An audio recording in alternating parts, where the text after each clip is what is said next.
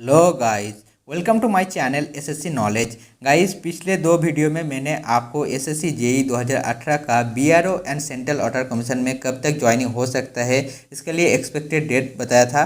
और इन दोनों डिपार्टमेंट में मुझे जितना नॉलेज था मैंने आपको पूरा शेयर करने की कोशिश किया था, चाहे आपका प्रमोशन हो, चाहे ट्रांसफ़र हो, चाहे आपका एक्स्ट्रा फैसिलिटी के बारे में। इस वीडियो में मैं आपको CPWD में कब तक ज्वाइनिंग होगा एसएससी जेई 2018 के द्वारा, और आपका एक्स्ट्रा फैसिलिटी क्या क्या मिलता है, आपका प्रमोशन हो गया, मेडिकल कब होगा, ट्रांसफ़र पॉलिसी क्या है, हर एक चीज़ मैं कोशिश करूंगा जितना हो सके मैं आपको नॉलेज देने के लिए। इस वीडियो में मैंने आपका लगातार 3 साल 2015, 2016, 2017 का जो एसएससी जेई हुआ था, उन स्टूडेंट का कब ज्वाइनिंग हुआ था, कब अपॉइंटमेंट लेटर उनको मिला था, एटेस्टेशन फॉर्म कब मांगा गया था उनसे, आपका मेडिकल जो है कब कराना है, कहाँ पर कराना है, सब कुछ बताने का कोशिश यहाँ पर करूँगा और सबका प्रूफ भी यहाँ पर मैं दिखाऊँगा। तो पहले आपको मैं यहाँ पर क्लियर कर देना चाहता हूँ, वीडियो थोड़ा सा लंबा हो सकता है, तो चलिए वीडियो को करते हैं शुरू। आपको मैंने ऑलरेडी 2015 और 2017 का फाइनल रिजल्ट, मतलब आप लोगों का जैसा 2018 एसएससी जेई का जैसे फाइनल रिजल्ट आएगा 30 नवंबर 2020 को, सेम चीज़ 2015 और 2017 का जो फाइनल रिजल्ट डेट है वो ऑलरेडी मैंने पिछले दो वीडियो में दिखाया था, इसीलिए मैं यहाँ पर नहीं दिखाऊंगा, बस डेट मेंशन करूँगा। जैसे 2015 का जो है फाइनल रिजल्ट आया था एसएससी जेई का 2015 का 9 अक्टूबर 2017, इस डेट में आपका फाइनल रिजल्ट आया था 2015 एसएससी जेई का। और 2016 का आप लोग देख लीजिए एक बार, यहाँ पर देखिए हेडिंग पर लिखा है कि फाइनल रिजल्ट एसएससी जेई 2016। यहाँ पर देख लीजिए कि आपका डेट कब आया था, इसका रिजल्ट कब आया था, 9 मार्च 2018 को इनका रिजल्ट जारी किया गया था। और 2017 एसएससी जेई का फाइनल रिजल्ट जो है 15 अक्टूबर 2018 को जारी किया गया है। ये तीनों डेट, तीनों साल का डेट आप लोग दिमाग में बैठा लेना, क्योंकि आपको आगे का जितना भी जो एनालिसिस होगा, तीनों डेट के एनालिसिस करते, तीनों डेट के मानते हुए इसके आधार पे जो है आपका बाकी डेट डिसाइड होगा। तो ये तीनों डेट आप लोग याद रखना। तो चलिए मैं पहले आपको दिखाना चाहूँगा कि 2015 में एटेस्टेशन फॉर्म एंड मेडिकल के लिए कब डॉक्यूमेंट्स भेजा गया था, वो पहले मैं आपको दिखाना चाहता हूँ। तो यहाँ पर आप देख सकते हैं कि अपॉइंटमेंट, यहाँ पर अपॉइंटमेंट लिखा है, लेकिन ये अपॉइंटमेंट लेटर बिल्कुल नहीं है। आपका जो कैंडिडेट है उनको बस एटेस्टेशन फॉर्म भेजा जाता है अपॉइंटमेंट से पहले, यही कहा गया है। तो यहाँ पर लिखा गया है appointment of qualified candidate to the post of junior engineer nominated by SSC on the basis of result of junior engineer examination 2015, मतलब 2015 एसएससी जेई का द्वारा जो नॉमिनेटेड कैंडिडेट है उनके लिए ये आपका एटेस्टेशन फॉर्म दिया गया था। तो जैसे मैंने कहा कि 2015 एसएससी जेई का फाइनल रिजल्ट आया था 9 अक्टूबर 2017 को, और आपका नोटिस देखिए, नोटिस का डेट आप लोग देख सकते हैं 24 नवंबर 2017। तो अगर इस हिसाब से कैलकुलेट करेंगे तो लगभग आपका जो है 1.5 महीने के अंदर जो है आपको अटेस्टेशन फॉर्म आपको CPWD आपको भेज देगा, और मेडिकल का सर्टिफिकेट का फॉर्मेट अटेस्टेशन फॉर्म के अंदर ही आता है।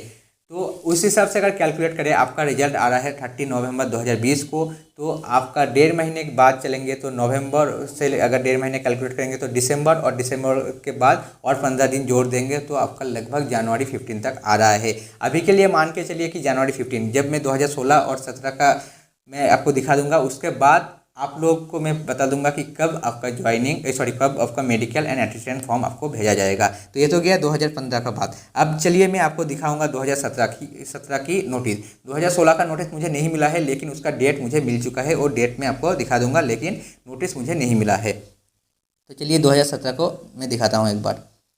2017 के लिए आप देख सकते हैं, 2017 का जैसे मैंने आपका डेट बताया कि आपका रिजल्ट जो है 15 अक्टूबर 2018 को आया था, आपका फाइनल रिजल्ट 2017 एसएससी जेई का। और यहाँ पर आप डेट देख सकते हैं, यहाँ पर कहा गया है सेम चीज़, appointment of qualified candidate to the post of junior engineer nominated by SSC on the basis of result of junior engineer examination 2017, मतलब एसएससी जेई 2017 का के द्वारा जो सिलेक्टेड कैंडिडेट है उनके लिए अपॉइंटमेंट है। अपॉइंटमेंट बिल्कुल नहीं है, मतलब एटेस्टेशन फॉर्म है। तो यहाँ पर डेट देख सकते हैं, 14 दिसंबर 2018। तो 15 अक्टूबर को आपका रिजल्ट आया। देखिए यहाँ पर आप दिसंबर तक चलेंगे तो आपका लगभग 2 महीने बाद उनको आपका अटेस्टेंट फॉर्म के लिए अटेस्टेंट फॉर्म भेजा गया और मेडिकल के लिए डॉक्यूमेंट्स भेजा गया है।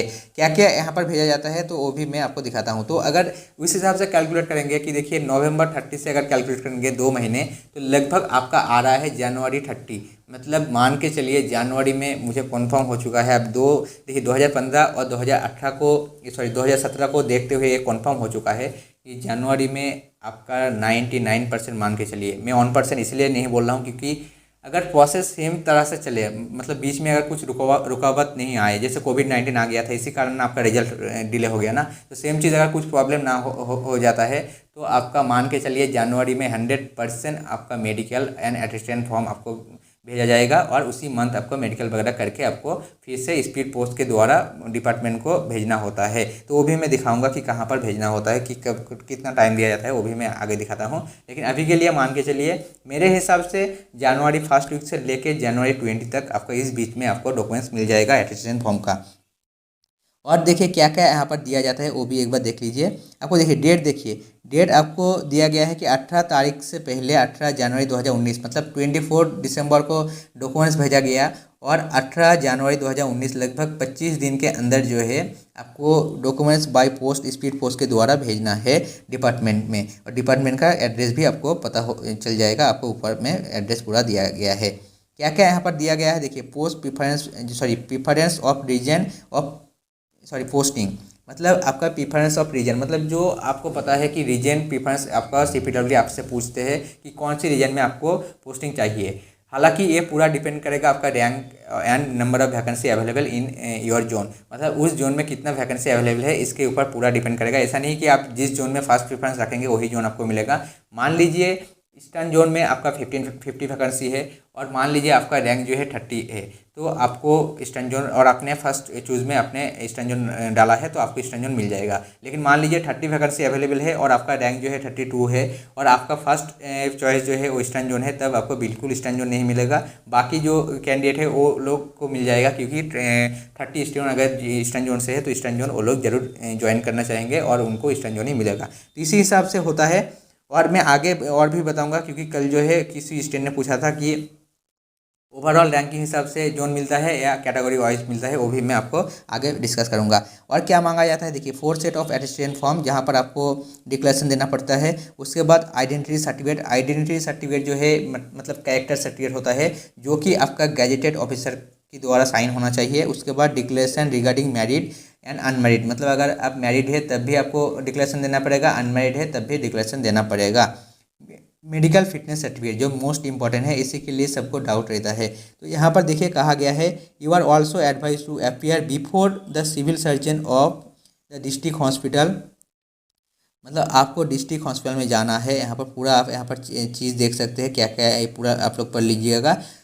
यहाँ पर सिविल हॉस्पिटल में, डिस्ट्रिक्ट सिविल हॉस्पिटल जो गवर्नमेंट हॉस्पिटल होता है उसको डिस्ट्रिक्ट सिविल हॉस्पिटल कहा जाता है। तो आपका खुद का डिस्ट्रिक्ट से होना चाहिए, नहीं तो आप दूसरे डिस्ट्रिक्ट से भी कर सकते हैं। मान लीजिए अगर आप दूसरे डिस्ट्रिक्ट में अभी रह रहे हैं तो कोई भी दिक्कत नहीं है, बस गवर्नमेंट हॉस्पिटल होना चाहिए और सिविल सर्जन का साइन होना चाहिए। सिविल सर्जन कौन है वो भी मैं आगे आपको दिखाता हूँ। तो यहाँ पर आप लोग देख लीजिए, आपको ऑलरेडी पता है, मैंने ऑलरेडी पिछले वीडियो में मैंने आपको बताया था कि नॉर्थ जोन में कौन सा स्टेट आता है, ईस्टर्न जोन में कौन सा आता है। मैं अभी यहाँ पर डिस्कस नहीं करूँगा। और यहाँ पर देखिए ये इसको कहा जाता है आपका प्रीफरेंस फॉर रीजन, मतलब रीजन के लिए जो प्रीफरेंस फॉर्म मांगा जाता है वही यहाँ पर कहा गया है। और यहाँ पर आप लोग, जैसे मैं ईस्टर्न जोन से बिलोंग करता हूँ तो मुझे मेरा फर्स्ट चूज़ यहाँ पर रहेगा ईस्टर्न जोन के, यहाँ पर मैं 1 लिखूँगा। उसके बाद नॉर्थ जोन के यहाँ पर 2 लिखूँगा। उसके बाद थर्ड लिखूँगा, यहाँ पर 3 लिखूँगा। तो ऐसे करके आपको लिखना है और लास्ट में आपको साइन करना है आपका रोल नंबर और रैंक नंबर आपका SSC JEE का जो फाइनल रिजल्ट आता है उसमें आपका रैंक आपका मेंशन रहता है, तो वहाँ से आपको आपका रैंक पता चल जाएगा। उसके बाद डेट डालना है। यहाँ पर आपको पासपोर्ट साइज फ़ोटो आएगा। देखिए इसके बारे में मैं आगे जब आपका ये सब डॉक्यूमेंट्स मिल जाएगा तब मैं डिस्कस करूँगा। तो अभी के लिए बस मान लीजिए इसको अटेस्टेंट फॉर्म कहा जाता है। क्या क्या फिल करना है वो मैं बाद में आपको, जब आपका फॉर्म मिल जाएगा 2018 वाले कैंडिडेट का, तब मैं आपको फिल करके मैं बताऊँगा कि क्या क्या आपको लिखना है यहाँ पर। उसके बाद जो देखिए आपको ये वाला फॉर्म जो है इसी को आइडेंटिटी सर्टिफिकेट या कैरेक्टर सर्टिफिकेट कहा जाता है। कौन कौन साइन कर सकते हैं वो भी यहाँ पर दिया जाता है। और उसके बाद इसको डिक्लेरेशन फॉर्म कहा जाता है कि आप मैरिड है या अनमैरिड है, यहाँ पर आपको मेंशन करना होता है और डिक्लेरेशन देना पड़ता है। और यहाँ पर आपको कुछ इन्फॉर्मेशन देना पड़ता है मेडिकल ऑफिसर या आपका सिविल सर्जन जो होता है उनको, कि आपका जो है लास्ट वैक्सीन आपने कब लिया था, कोई आपका पॉक्स वगैरह जो होता है वो सब हुआ था या नहीं, आपका ग्राउड वगैरह है या नहीं, HIV वगैरह है या नहीं, सब आपको डिक्लेरेशन देना पड़ता है। यहाँ पर देखिए आप डिक्लेरेशन देने के बाद सिविल सर्जन जो है यहाँ पर साइन करेगा। ये बिल्कुल आपका ये वाला जो है मेडिकल सर्टिफिकेट बिल्कुल नहीं है, मेडिकल सर्टिफिकेट दूसरा है, वो मैं आपको आगे दिखाता हूँ। और सिविल सर्जन देखिए, सिविल सर्जन करके बहुत सारे स्टेट में पोस्ट होता है सिविल सर्जन करके, और बहुत सारे स्टेट में आपका सिविल सर्जन करके कोई पोस्ट नहीं होता है। तो सिविल सर्जन का बराबर जो होता है वो है CMO, मतलब CMO जो चीफ मेडिकल ऑफिसर होता है। आपका डिस्ट्रिक्ट हॉस्पिटल का जो हेड होता है, सुपरिटेंडेंट होता है, उसी को कहा जाता है सिविल सर्जन। तो आप लोग डिस्ट्रिक्ट हॉस्पिटल में चले जाना, आपको मेडिकल में कुछ नहीं कराता है। जहाँ तक मुझे पता है कि आपका आँख का जो आई टेस्ट है वो सब अच्छे से होता है, और ब्लड टेस्ट वगैरह थोड़ा सा होता है, बाकी कुछ टेस्ट वगैरह नहीं होता है। और मैंने हर एक डिपार्टमेंट में कन्फर्म कर लिया है भाई। रीचेक जो है या डी मेडिकल, आपने बहुत सारे स्टूडेंट ने मुझे पूछा था कि एक बार मेडिकल सर्टिफिकेट भेजने के बाद जो डिस्ट्रिक्ट हॉस्पिटल से आपने कराया है उसको भेजने के बाद जब डिपार्टमेंट में ज्वाइन करेंगे, एक्चुअली अपॉइंटमेंट मिलेगा, क्या फिर से अपॉइंटमेंट के बाद ज्वाइनिंग के बाद फिर से मेडिकल होगा या नहीं? तो बिल्कुल नहीं होगा, मेडिकल एक ही बार होता है। अगर आपका सर्टिफिकेट में कुछ प्रॉब्लम रहा, मान लीजिए आपने बाहर से किया है या आपने कुछ फर्जी वगैरह किया है, मतलब मान लीजिए सील वगैरह सही नहीं है, तब जो है फिर से आपका मेडिकल हो सकता है। लेकिन एक्चुअली अगर सब कुछ सही रहेगा तो बिल्कुल मेडिकल आपका फिर से नहीं होगा। BRO में आपका मेडिकल क्राइटेरिया अलग है, बाकी डिपार्टमेंट में कोई प्रॉब्लम नहीं है। BRO के लिए मैंने ऑलरेडी एक एम्प्लॉयर से बात कर चुका हूँ, मुझे बहुत सारी इन्फॉर्मेशन मिला है। मैं कोशिश करूँगा कि सिर्फ और सिर्फ BRO के लिए मेडिकल के ऊपर एक अलग से वीडियो मैं बना दूँ, क्योंकि बच्चों का अभी भी डाउट क्लियर नहीं हो रहा है। तो ये तो गया आपका मेडिकल। देखिए मेडिकल सर्टिफिकेट इसको कहा जाता है, यहाँ पर कहा गया है मेडिकल सर्टिफिकेट ऑफ फिटनेस, तो यही इसको कहा जाता है मेडिकल सर्टिफिकेट। यहाँ पर जो है आपको सिविल सर्जन साइन करके देगा, और इसी को आपको मेडिकल सर्टिफिकेट के तय पे आपको भेजना है डिपार्टमेंट में। तो ये तो गया पूरा आपका अटेस्टेशन फॉर्म एंड मेडिकल। तो चलिए अब मैं दिखाऊँगा कि 2015 वाले कैंडिडेट को कब ज्वाइनिंग मिला था। तो 2015 वाले कैंडिडेट को ज्वाइनिंग कब मिला था वो भी आप लोग एक बार देख लीजिए। यही चीज़ जो है इसी को देखिए, यहाँ यही जो है अपॉइंटमेंट का डेट ऑफ इशू है। Provisionally offer of appointment to the post of junior engineer in CPWD on the basis of result of junior engineer examination 2015 conducted by SSC, मतलब SSC 2015 का JEE के द्वारा जो सिलेक्टेड कैंडिडेट है CPWD में जिनका posted है उनका अपॉइंटमेंट लेटर है। तो इसका डेट आप देख सकते हैं 26 मार्च 2018, मतलब रिजल्ट आया 9 अक्टूबर 2017 को, और आपका ज्वाइनिंग मिल रहा है 26 मार्च 2018, और आपका मेडिकल हुआ था 24 नवंबर को इनको भेजा गया था। तो अगर 9 अक्टूबर से अगर कैलकुलेट करेंगे, तो अक्टूबर से अगर कैलकुलेट करेंगे तो आपका गया नवंबर, दिसंबर, जनवरी, फरवरी, मार्च, मतलब लगभग 5 मंथ के अंदर जो है इनको ज्वाइनिंग मिल रहा है आपका, अगर 2015 को कंसीडर करें तो। और अगर मेडिकल का डेट को कंसीडर करें तो मेडिकल के बाद लगभग आपका मान के चले आप जो है 4 महीने बाद या 3 महीने बाद आपको जो है ज्वाइनिंग मिल रहा है 2015 के हिसाब से चलेंगे। तो अगर उस हिसाब से चलेंगे तो आपका ज्वाइनिंग देख लीजिए, आपका रिजल्ट आ रहा है नवंबर 30 को, और उस हिसाब से 5 मंथ जोड़ लीजिए तो अप्रैल 30, मतलब अप्रैल 30 तक आपका ज्वाइनिंग हो जाएगा। यही आपका जो है यहाँ से पता चल रहा है। तो एक्चुअली 2015 को सिर्फ एनालिसिस नहीं करेंगे, 2017 और आपका 16 को भी अब मैं दिखाऊंगा, उसके हिसाब से मैं आपको बता दूंगा कि कब आपका ज्वाइनिंग होने वाला है। तो चलिए मैं आगे आपको दिखाता हूँ कि आपका ज्वाइनिंग डेट क्या हो सकता है। तो अब दिखेंगे कि 2016 वाले कैंडिडेट का ज्वाइनिंग कब हुआ था, वो भी मैं आपको एक बार दिखाना चाहता हूँ। यहाँ पर आप देख सकते हैं ये चीज़ जो है ये वाला आपका अपॉइंटमेंट से पहले आता है, अपॉइंटमेंट से 10 दिन पहले शायद आया था, मान के चलिए 1 हफ्ता पहले आया था, जहाँ पर कहा गया था देखिए allocation of candidate to the region of CPWD। जैसे आपको मैंने दिखाया था कि भाई आपसे रीजन पूछा जाएगा, तो रीजन कौन सा मिला है आपका ज्वाइनिंग से पहले आपको बता दिया जाता है, और उसी का लिस्ट यहाँ पर दिया गया था। तो इसका भी डेट आप लोग देख सकते हैं। देखिए पहले ए वाला डेट देख लीजिए, जैसे मैंने कहा था कि आपको अटेस्टेशन फॉर्म कब भेजा गया था उसका कॉपी मुझे नहीं मिला, लेकिन डेट देखिए मिल गया है आपका 12 अप्रैल 2018 मतलब 9 मार्च को आपका रिजल्ट आ रहा है। 9 मार्च 2018 को फाइनल रिजल्ट आ रहा है 2017 एसएससी जेई का, सॉरी 2016 एसएससी जेई का। और आपका 12 अप्रैल 2018 को आपको असिस्टेंट फॉर्म एंड मेडिकल के लिए नोटिस दिया जा रहा है, तो लगभग 1 महीना। तो अगर इस हिसाब से कैलकुलेट करेंगे तब तो आपका दिसंबर में ही आपको दे रहा है। इसीलिए मैंने कह रहा हूँ कि भाई इतना फास्ट नहीं मानूंगा, लेकिन आप लोग मान के चलिए आपका जनवरी फर्स्ट वीक से लेके 20 जनवरी तक 100% आपका मेडिकल वगैरह सब कुछ हो जाएगा, अगर सब कुछ सही रहेगा तो। यही कंडीशन, टर्म एंड कंडीशन यही है कि अगर सब कुछ प्रोसेस में कोई प्रॉब्लम वगैरह ना आए तो आपका इस बीच में मेडिकल आपका हो जाएगा। और यहाँ पर तो अब जो है ज्वाइनिंग डेट देख सकते हैं। ज्वाइनिंग डेट तो नहीं है, ज्वाइनिंग डेट से पहले जो नोटिस आया था वो आप लोग देख लीजिए। 14 जून मतलब 9 मार्च को आपका रिजल्ट आया और 14 जून, तो मार्च से अगर कैलकुलेट करेंगे तो अप्रैल मई जून मतलब 3 महीने के अंदर जो है आपका ज्वाइनिंग हो गया था। जून में ज्वाइन नहीं हुआ था, एक्चुअली ज्वाइनिंग जो है वो जुलाई में हुआ था, तो लगभग 4 महीने मान के चलिए। तो आपका ज्वाइनिंग जो है फर्स्ट वीक ऑफ जुलाई हुआ था, तो इस हिसाब से अगर कैलकुलेट करेंगे तो आपका ज्वाइनिंग जो है 4 महीने, अगर फाइनल रिजल्ट से कैलकुलेट करेंगे तो आपका नवंबर से कैलकुलेट कीजिए, दिसंबर जनवरी फरवरी मार्च मतलब मार्च में आपका ज्वाइनिंग हो रहा है। तो 2016 में अलग आ रहा है, 2015 में अलग आ रहा है, 2017 में तो और ज़्यादा आएगा। तो इसीलिए कह रहा हूँ आप बस एक एक्सपेक्ट कर सकते हैं। आपका डिपार्टमेंट के ऊपर पूरा चीज़ जो है वो डिपेंड करेगा कि वो कब ज्वाइनिंग देना चाहेगा आपको। तो चलिए 2017 का भी मैं एक बार आपको दिखाना चाहूँगा, लेकिन उससे पहले आप लोग देख लीजिए कि आपका एलोकेशन के कैसे होगा, कैसे करके आपका नाम के आगे लिखा रहेगा कि कौन सी जोन आपको मिला है। यहाँ पर देख सकते हैं इस कैंडिडेट को आपको मिला है नॉर्थ जोन, तो उसका रैंक है 5। देखिए ऑल ओवर रैंक ए वाला जो है ऑल ओवर इंडिया रैंक है, लेकिन आपका कैटेगरी रैंक अलग होता है। कल स्टूडेंट ने पूछा था कि कैटेगरी रैंक से के हिसाब से मुझे जोन मिलेगा या ऑल ओवर रैंक के हिसाब से। भाई हालांकि यहाँ पर ऑल ओवर इंडिया लिखा रहेगा, लेकिन जैसे आप मान के चलिए आपका नॉर्थ जोन में 50 वैकेंसी है, आप टोटल वैकेंसी है, और 30 वैकेंसी फॉर जनरल है और 20 वैकेंसी फॉर अदर कैटेगरी है। और आप मान लीजिए कि आपका रैंक जो है 35 है, तो उस हिसाब से अगर सॉरी आपका रैंक जो है आप मान के चलिए कि आपका 60 है और वैकेंसी जो है 50 है, तो इस हिसाब से चलेंगे तो आपको तो ऑल ओवर इंडिया के रैंक के हिसाब से तो आपको बिल्कुल नहीं मिलेगा। लेकिन कैटेगरी रैंक आपका अगर मान लीजिए कि 10 या 15 है, तब तो आपका 20 वैकेंसी है तो आपका 15 अगर रैंक है तो आपको ज़रूर मिलेगा। तो इसीलिए कह रहा हूँ कि भाई हर जोन में कैटेगरी वाइज भी रैंक अलग होता है, वो डिपार्टमेंट को पता होता है और उसी हिसाब से वो लोग आपको उस डिपार्टमेंट में आपको उस जोन में आपको पोस्टिंग देगा। तो इसके लिए बिल्कुल टेंशन मत लीजिए, हर जोन में हर कैटेगरी के लिए वैकेंसी ज़रूर होगा।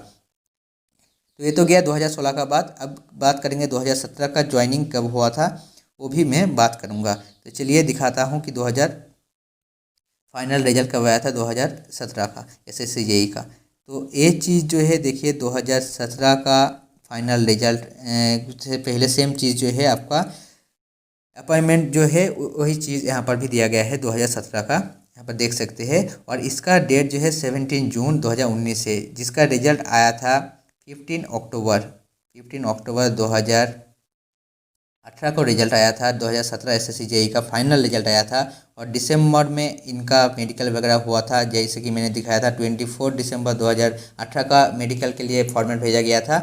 और देखिए 17 जून 2019 कितना टाइम लग गया है। तो इस हिसाब से अगर कैलकुलेट करेंगे अक्टूबर से लेके नवंबर हो गया, दिसंबर हो गया, जनवरी फरवरी मार्च अप्रैल मई जून मतलब 8 मंथ के बाद आपका ज्वाइनिंग मिला है, लगभग 8 मंथ में आपका ज्वाइनिंग मिला है। तो इस हिसाब से अगर कैलकुलेट करेंगे तब तो बहुत टाइम लग जाएगा। कि अगर आप मान के चलिए नवंबर में रिजल्ट आ रहा है और 8 मंथ कैलकुलेट करेंगे तब तो आपका जून तक आपको इस बार भी खींचेगा। तो इस बार बिल्कुल ऐसा नहीं होगा, क्योंकि देखिए 2019 में आपको पता है आपको इलेक्शन था, आपको पता है इंडिया में इलेक्शन था, लोकसभा का इलेक्शन था।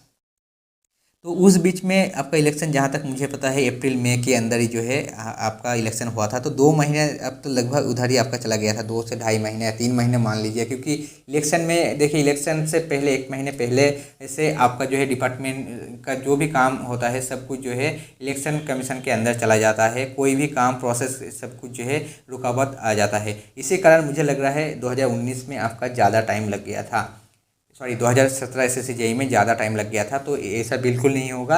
और 2017 को आप जो है आप कॉन्सिडर ज़रूर करना है, लेकिन इतना डिले नहीं होगा। मेरे हिसाब से अगर आप एक्सपेक्टेड डेट पूछेंगे तो मैं 2016 को मैं मान के चलूँगा और 2015 को मान के चलूँगा, 2017 तीनों को मान के चलूँगा। देखिए 2015 में 5 मंथ लगा, 2016 में लगभग 3 से 4 महीने के अंदर हुआ था, और 2017 में आपका 8 मंथ लगा। तो मैं एवरेज अगर मान के चलूँ भाई, आपका 4 महीने से लेके 5 महीने मान के चलिए, इसी बीच आपका होगा। अगर मैं मान के चलूँ कि भाई चलो थोड़ा सा मैं ज़्यादा डेट ले लेता हूँ, वैसे आपका मुझे लग रहा है इस बार ज़्यादा जल्दी हो सकता है, क्योंकि देखिए लास्ट आपका जो रिक्रूटमेंट हुआ था, लास्ट ज्वाइनिंग हुआ था, वो जो है 2019 जून में हुआ था। उसके बाद 2020 जून चला गया, और देखिए 2021 आने वाला है। तो लगभग 2 साल में कोई रिक्रूटमेंट नहीं हुआ है CPWD में, तो बहुत लंबा टाइम हो चुका है। तो इसीलिए मुझे लग रहा है कि आप 4 महीने मान के चलिए। 4 महीने मानेंगे तो आपका नवंबर से लेके दिसंबर, जनवरी, फरवरी, मार्च, मतलब मार्च लास्ट वीक से लेके अप्रैल 15 तक, मतलब अप्रैल के बीच जो भी है, मतलब मार्च 30 आ रहा है, आप पूरा अप्रैल मंथ मान के चलिए। मतलब मेरे हिसाब से अप्रैल मंथ में आपका ज्वाइनिंग आपको मिल जाएगा। मार्च लास्ट वीक से लेके अप्रैल 15 या 20 तक आप लोगों को ज्वाइनिंग मिल जाएगा CPWD में। हालांकि थोड़ा सा मैं फिर भी ज़्यादा टाइम मान के चल रहा हूँ, लेकिन इससे जल्दी होना थोड़ा सा मुश्किल हो सकता है, क्योंकि जैसे कि मैंने बताया कि मेडिकल वगैरह के लिए आपको मार्च तक वेट करना पड़ेगा। उसके बाद 2 महीने तो उनको देना पड़ेगा ना, क्योंकि आपको जो जोन एलोकेशन है वो तो उनको रैंक के हिसाब से डालना पड़ता है। तो इसीलिए आपको मान के चलिए आप लोग कि आपको ज्वाइनिंग जो है मार्च लास्ट वीक नहीं तो अप्रैल 20 तक आपको हो जाएगा बिल्कुल। तो यही बस आपको कहना था। और आप लोग और एक चीज़ मैं आपको दिखाना चाहता हूँ, नंबर ऑफ़ वैकेंसी यहाँ पर देख सकते हैं। आपका देखिए हर साल जो है नॉर्थ जोन में अच्छा खासा वैकेंसी रहता है, ईस्टर्न जोन में भी अच्छा खासा वैकेंसी रहता है। और आप लोग देखिए आपका कैसे करके आपका लिखा रहेगा। जैसे देखिए इस कैंडिडेट का, राहुल जी का, आप देखिए रैंक जो है 6 है, ऑल ओवर इंडिया रैंक। और उन्होंने फर्स्ट चूज़ में डाला था आपका देखिए नॉर्थ जोन, उसके बाद सेकंड में रखा था वेस्टर्न जोन, उसके बाद थर्ड पे रखा था ईस्टर्न जोन, और साउथ में रखा था आपका 4 नंबर पर रखा था। तो उनको मिल गया है नॉर्थ जोन। तो ऐसे करके आपको भी सेम चीज़ करना है, आपका फर्स्ट चूज, सेकंड चूज और थर्ड चूज रखना है, और उसके हिसाब से आपको आपका जोन मिलेगा। ऐसा बिल्कुल मत सोचना कि भाई आप फर्स्ट में जो रखेंगे वही मिलेगा, ऐसा बिल्कुल नहीं है। आप लोग मान के चलिए कि अगर आपने जैसे इस कैंडिडेट ने, आप देख लीजिए, इन्होंने आपका फर्स्ट में रखा था नॉर्थ जोन, उसके बाद सेकंड में रखा था आपका सॉरी फोर्थ में रखा था ईस्टर्न जोन, आपका वेस्टर्न जोन रखा था थर्ड में, और आपका सेकंड में रखा था साउथ जोन। लेकिन उनको मिल गया है ईस्टर्न जोन, जो 4 नंबर पर रखा था वही जोन उनको मिल गया है। तो यही बात मैं कह रहा हूँ कि ऐसा बिल्कुल नहीं है कि आप जो फर्स्ट में रखेंगे वही मिलेगा। आपको कोई भी जोन मिलेगा वो आपका रैंक के हिसाब से डिसाइड होगा, और आपका number of vacancy available in this zone, इसके ऊपर डिपेंड करेगा। तो यही बात है। तो मुझे लग रहा है कि आपका ज्वाइनिंग डेट जो है बिल्कुल क्लियर हो चुका है। अब ज्वाइनिंग की डेट रिलेटेड कोई क्वेरीज वगैरह नहीं रहना चाहिए आपको। और देखिए ज्वाइनिंग के बाद क्या होता है वो तो आपको बिल्कुल पता है कि ट्रेनिंग स्टार्ट हो जाएगा। मुझे ईस्टर्न जोन का सिर्फ मिला था कि 2017 वाले जो कैंडिडेट था उनका ईस्टर्न जोन में कब उनको आपको जो है जो ट्रेनिंग के लिए भेजा गया था, सब कुछ यहाँ पर डिटेल्स दिया गया था। सॉरी ये वाला जो है 2016 वाला का है। आप 2017 वाला कैंडिडेट का देख लीजिए, ईस्टर्न जोन का मिला है मुझे। आप लोग को मैंने ऑलरेडी ये वाला PDF दिखाया था पिछले वीडियो में, अभी भी फिर से एक बार आप लोग देख लीजिए। आपका देखिए ज्वाइनिंग डेट तो पहले आपका ट्रेनिंग, देखिए ट्रेनिंग जब स्टार्ट होता है उसी डेट से आपका सैलरी स्टार्ट हो जाता है। HRA DA TA सब कुछ मिलेगा। मतलब ज्वाइनिंग के बाद जब आप एक्चुअली जॉब में जाएंगे तब जितना मिलेगा ट्रेनिंग में भी सेम मिलेगा। तो ये बात बिल्कुल दिमाग में रख लीजिए। और 6 सितंबर 2019 को उनको जो है पोस्टिंग दिया गया था। और ट्रेनिंग स्टार्ट कब हुआ था वो भी एक बार देख लीजिए। ट्रेनिंग स्टार्ट हुआ था उनका 29 जुलाई से स्टार्ट हुआ था उनका आपका ट्रेनिंग, और चला था आपका 6 सितंबर 2019 तक। तब जो है 2 महीने तक आपका ट्रेनिंग होता था, लेकिन अभी जो है लगभग 6 मंथ ट्रेनिंग होगा। तो इस हिसाब से अगर आपका अप्रैल में ज्वाइनिंग होता है तो लगभग अक्टूबर 2021 तक आपका जो है ट्रेनिंग चलेगा। तो एक अच्छी बात है कि चलो 6 मंथ के लिए आपको मेट्रो सिटी में रहने के लिए मिलेगा, क्योंकि ट्रेनिंग इंस्टीट्यूशन जो है आपका ईस्टर्न जोन के लिए कोलकाता में है, आपका नॉर्थ जोन के लिए दिल्ली में है, साउथ जोन के लिए आपका चेन्नई में है, और आपका वेस्टर्न जोन के लिए आपका मुंबई में है। ये चारों जगह पे आपका ट्रेनिंग सेंटर है, और 6 महीने के लिए आपको यही चारों सिटी में से रहना पड़ेगा। कहीं भी जिस जोन में आपका पोस्टिंग होगा, सॉरी आपको जिस जोन आपको मिलेगा वही जोन में आपका ट्रेनिंग होता है। तो ये बात मुझे लग रहा है कि भाई चलो 6 महीने के लिए कम से कम आपको अच्छी जगह पर रहने के लिए मिलेगा। उसके बाद कहीं भी भेज सकते हैं, कहीं भी किसी भी स्टेट में भेज सकते हैं।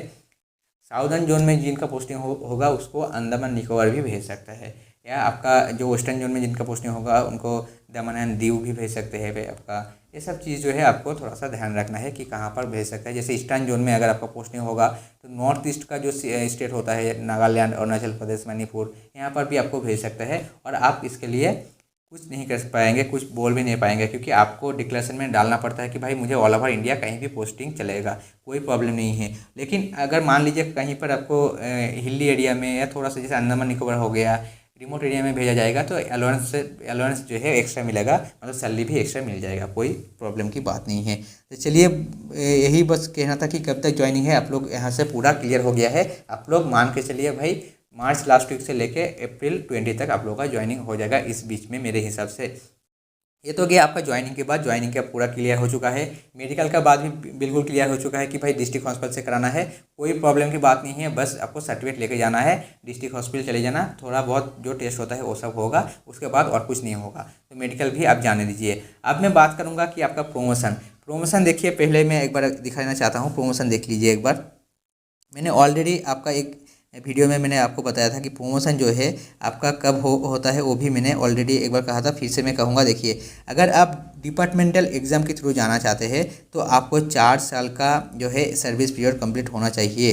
यहाँ पर कहा गया था, मैंने पूछा था कि departmental examination for promotion to grade of assistant engineer. तो असिस्टेंट इंजीनियर ग्रेड के लिए जाने के लिए आपको यहाँ पर कहा गया है कि नंबर ऑफ वैकेंसी पे डिपेंड करेगा, और डिपेंड करेगा मिनिमम 4 इयर्स आपका जो है सर्विस, क्वालिफाइंग सर्विस, मतलब 4 साल बाद आप एलिजिबल हो जाते हैं असिस्टेंट इंजीनियर के लिए। हालांकि बाकी जो आपका डिपार्टमेंट है, जैसे MES हो गया, सेंट्रल ऑडिटर कमीशन हो गया, सेंट्रल ऑडिटर कमीशन में आपका तो डिपार्टमेंटल एग्जाम होता ही नहीं है जहाँ तक मुझे पता चला है, और MES में होता है लेकिन उसका कोई शेड्यूल वगैरह फिक्स नहीं है। और सेम चीज़ BRO के लिए भी है, वहाँ पर कुछ डिपार्टमेंटल एग्जाम के बारे में कोई अपडेट वगैरह नहीं है। तो CPWD देखिए इसीलिए ज़्यादा स्टूडेंट प्रीफर करते हैं, यहाँ पर प्रमोशन भी आपका ठीक ठाक मिल जाता है। अगर मान लीजिए 4 साल बाद आप जो है क्वालिफाई नहीं कर पाए डिपार्टमेंटल एग्जामिनेशन, तो आपको सीनियरिटी बेसिस पे लगभग, पहले होता था 10 से 12 साल, अभी उसको डिक्रीज़ करके कर दिया गया है, लगभग 8 से 10 साल के अंदर जो है आपको सीनियरिटी बेसिस पर आपको असिस्टेंट इंजीनियर पर आपको प्रमोशन मिल जाएगा। असिस्टेंट इंजीनियर के लिए ग्रेड पे पूछा गया था, तो ग्रेड पे मुझे पता नहीं चला है, लेकिन फिर भी मुझे जहाँ तक पता चला है कि 4600 आपका जो है ग्रेड पे होता है असिस्टेंट इंजीनियर के लिए। तो वो भी मैं एक बार कंफर्म कर लूँगा, लेकिन आप लोग, मेरे जहाँ तक मुझे लग रहा है कि असिस्टेंट इंजीनियर के लिए यही ग्रेड पे होगा, लेकिन फिर भी मैं एक बार कंफर्म कर लूँगा। और पेपर क्या क्या पेपर पैटर्न रहेगा वो भी यहाँ पर कहा गया है कि 600 मार्क्स का आपका पेपर होता है, और 300 का एक पेपर होता है, 2 पेपर होता है, वो भी कहा गया है। और सिलेबस वगैरह का डिटेल्स जो है आपको डिपार्टमेंटल एग्जाम जब देने जाएंगे उसमें होता है सब कुछ, तो वो तो आपको डिपार्टमेंट जाने के बाद ही पता चलेगा। ये तो गया आपका डिपार्टमेंटल एग्जाम के थ्रू। अब मैं कुछ आपको ऐसा नोटिस दिखाऊंगा जहाँ पर जो ज्वाइन किया था 10 साल पहले, उनको कितने दिन बाद उनको प्रमोशन मिला है असिस्टेंट इंजीनियर के लिए, वो भी मैं आपको दिखाऊंगा। चलिए दिखाता हूँ। आप यहाँ पर देख सकते हैं, ये जो नोटिस है यहाँ पर कहा गया है कि आपका जो डायरेक्टर जनरल या DG CPW is placed to appointment following junior engineer to officiate as assistant engineer, मतलब आपको जूनियर इंजीनियर से प्रमोट करके असिस्टेंट इंजीनियर के लिए भेजा जा रहा है। डेट देख सकते हैं 25 सितंबर 2020, मतलब लेटेस्ट आपका नोटिस है, मतलब लेटेस्ट प्रमोशन मिला है इन लोगों को। यहाँ पर जो कैंडिडेट है, जो ऑफिसर मतलब जूनियर इंजीनियर है, उनका देख सकते हैं डेट ऑफ एंट्री यहाँ पर दिया गया है। डेट ऑफ एंट्री मतलब कब उन्होंने डिपार्टमेंट ज्वाइन किया था। 1989, मतलब आज से अगर कैलकुलेट करेंगे तो लगभग 31 ईयर्स पहले। अब वो तो रिटायर्ड करने की उम्र में है, और उनको प्रमोशन मिल रहा है असिस्टेंट इंजीनियर के लिए, अभी मिल रहा है। तो देखिए कितना टाइम लग गया। तो यही बात है, डिपार्टमेंटल एग्ज़ाम जो है वो, चलिए अगर उससे मिल गया तो ठीक है, नहीं तो टाइम लग जाता है। हालांकि मैंने कहा कि 8 से 10 साल, हाँ 8 से 10 साल में अभी हो रहा है, पहले आपका 10 से 12 साल, 15 साल, 20 साल भी लग रहा था। तो इसीलिए अभी जो है टाइम घटा दिया गया है। आप यहाँ पर देख सकते हैं लगभग सभी का जो है देखिए 15 साल 17 साल लगा है। जैसे इन कैंडिडेट का जो है 2003 में इन्होंने ज्वाइन किया था, और उनको देखिए अगर 2020 के हिसाब से चले तो 17 साल लग गया। इनको आपका 15 साल देखिए, अब जो है यहाँ पर देखिए 2009 में ज्वाइन किया था और उनको 2020 में प्रमोशन मिला, मतलब 11 साल में उनको प्रमोशन दिया गया है। उसके बाद अगर आएंगे, जितना नीचे जाएंगे आपका डेट जो है थोड़ा सा, जैसे यहाँ पर देखिए 2010 में इन्होंने ज्वाइन किया, 2010 में और 2020 में इनको प्रमोशन मिला, मतलब 10 साल के अंदर जो है प्रमोशन मिल गया। उसके बाद अगर थोड़ा सा नीचे और आएंगे तो यहाँ पर कुछ कैंडिडेट मिलेंगे जो 2012 में इन्होंने ज्वाइन किया था और उनको जो है देखिए 2020 में, मतलब 8 साल के अंदर जो आपको प्रमोशन मिल गया है। तो आप लोग बिल्कुल मत घबराइए, क्योंकि देखिए अभी जो है डिपार्टमेंट थोड़ा सा अपडेट हो रहा है और जितना दिन जाएगा उतना वो लोग कोशिश करेगा कि 8 साल या 10 साल के अंदर आपको सीनियरिटी बेसिस पर आपको असिस्टेंट इंजीनियर के लिए भेज दिया जाए। नहीं तो आप डिपार्टमेंटल एग्जाम के थ्रू भी आप प्रमोशन ले सकते हैं। हालांकि वो डिपेंड करेगा नंबर ऑफ वैकेंसी और कैटेगरी के ऊपर कि आपकी कैटेगरी में वैकेंसी है या नहीं। लेकिन अगर मान लीजिए आप अगर SC ST से है तो आप जनरल की वैकेंसी के लिए अब जो है एलिजिबल बिल्कुल है। ऐसा कोई बात नहीं कि आप जनरल से नहीं है तो आपको जनरल वाला सीट नहीं मिलेगा, जनरल वाला सीट मिलेगा, लेकिन कट ऑफ जो है जनरल का क्लियर करना पड़ेगा। यही बस क्राइटेरिया है। तो ये तो गया प्रमोशन के बाद। अब जो है ट्रांसफ़र के बारे में मुझे पता चला है कि हर 3 साल बाद आपको ट्रांसफ़र होता है। आप मिनिमम एक जगह पे 3 साल रह सकते हैं, मैक्सिमम टू मैक्सिमम 6 साल एक जगह पे रह सकते हैं। मान लीजिए आपका प्रमोशन जो है न्यू दिल्ली पर हो गया है, अभी आपको इनिशियली मिल गया है, तो 3 साल यहाँ पर रह पाएंगे। अगर हद से ज़्यादा सबसे अगर आपका अच्छा अगर हुआ तो आप 6 साल यहाँ पर रह पाएंगे, उससे ज़्यादा आपको बिल्कुल नहीं रहने दिया जाएगा, आपको दूसरे जगह पर शिफ्ट किया जाएगा। देखिए ट्रांसफ़र का जो पॉलिसी होता है वो जो है आपका जिस जोन में आपको पोस्टिंग मिलता है, फर्स्ट इनिशियल में जब ज्वाइन करेंगे जहाँ पर आपको पोस्टिंग मिलता है, जिस जोन आपको एलोकेशन होता है वही जोन के अंदर आपको जो है ट्रांसफ़र होता रहता है। लेकिन मान लीजिए आप नॉर्थ जोन से बिलोंग्स करते हैं और आपको मिल गया ईस्टर्न जोन मिल गया, तो आप तब क्या करेंगे? आप नॉर्थ जोन में तब तो कभी नहीं जा पाएंगे, ऐसा बिल्कुल नहीं है। आप 3 साल बाद आप जो है अप्लाई कर सकते हैं और वो पूरा चीज़ डिपेंड करेगा आपका सुपरिटेंडेंट और जो DG होता है उनके ऊपर। वो लोग चाहेंगे तो आपको जो है एक जोन से दूसरे जोन में भेज सकते हैं।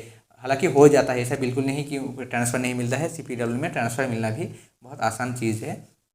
लेकिन 3 साल बाद आपको, जैसे अगर मान लीजिए आपको पहले साल दिल्ली मिला, उसके बाद चंडीगढ़ मिल सकता है, उसके बाद आपका जो है UP मिल सकता है, मतलब 3 साल बाद कहीं भी भेज सकता है। या ये भी हो सकता है कि वही सेम स्टेट के अंदर ही जो है आपको दूसरे सिटी पर भेजा जाए, ये भी हो सकता है। तो यही बात आपको दिमाग में रखना है कि आपको ट्रांसफ़र जो है होता रहेगा।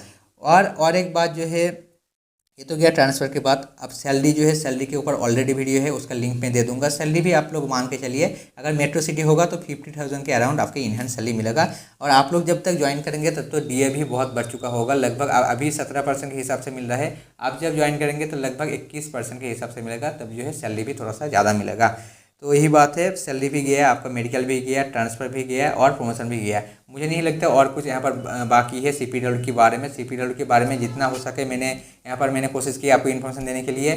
और ये भी चीज़ है, देखिए आपका स्टडी टाइम जो है, स्टडी टाइम आपको यहाँ पर भी मिल जाएगा। लेकिन बाकी डिपार्टमेंट से कंपेयर करेंगे तो CPWD में थोड़ा सा वर्कलोड ज़्यादा होता है। लेकिन वर्कलोड ज़्यादा होता है मतलब इतना नहीं कि आपको बहुत ज़्यादा होता है, अगर बाकी डिपार्टमेंट से कंपेयर करेंगे तब आपको ज़्यादा लगेगा। लेकिन यहाँ पर आपको स्टडी टाइम भी इनफ मिल जाएगा। आपका वर्किंग डेज जो होता है यहाँ पर भी 6 डे होता है, 5 डेज होता है। सिर्फ और सिर्फ जो हेड ऑफिस होता है, मतलब सर्किल ऑफिस जो होता है, वहीं पर आपका 5 डेज वर्किंग डेज होता है। बाकी यहाँ पर भी आपका पोस्टिंग होगा, वहाँ पर 6 डे वर्किंग डेज होता है। सिर्फ और सिर्फ सेकेंड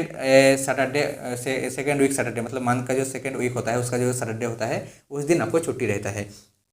और आपका वर्किंग जो वर्कलोड जो आपका सीनियर जो देता है वो भी बिल्कुल उतना नहीं देता है, क्योंकि शुरुआत में आपको बहुत हेल्प मिलेगा असिस्टेंट इंजीनियर के द्वारा। ये सब चीज़ जो है आप डिपार्टमेंट जब ज्वाइन करेंगे उसके बाद आपको पता चल जाएगा। तो ये सब चीज़ जो है आप डिपार्टमेंट के ज्वाइन करने के बाद ही आप लोग जान लेना। अभी के लिए बस इतना ही। अगर वीडियो अच्छा लगे तो वीडियो को लाइक एंड शेयर जरूर करना और मेरे चैनल को सब्सक्राइब कीजिए, ताकि ऐसे ही आपको हर एक डिपार्टमेंट के बारे में, हर एक एग्जाम के बारे में पता चलता रहे। तो चलिए वीडियो को करते हैं यहीं पर ही वाइंड अप, और तब तक के लिए मिलते हैं अगले